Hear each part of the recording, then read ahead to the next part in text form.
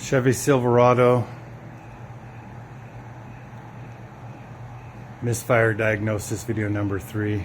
Now that we know that was a failed lifter, we can see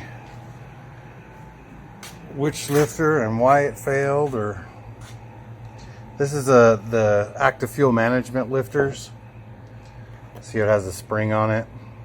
They lock down when it's commanded, the 4-cylinder mode. These are the standard lifters that are in all the rest of the cylinders. This is the one that failed. This is actually it came out in 2 pieces. It's supposed to be like that. Well, it doesn't have any more hydraulic action to it because it failed miserably in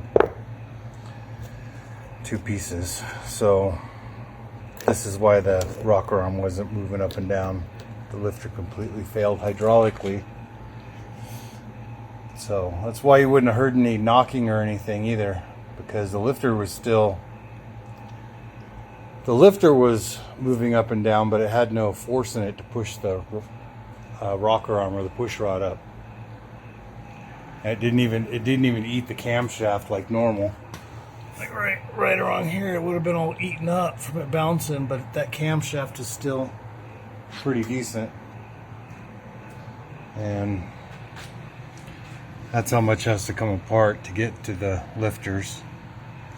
It's everything but the bare block pretty much. Heads have to come off, intake, exhaust, radiator has to come out. That's why it's a labor-intensive job. Parts everywhere.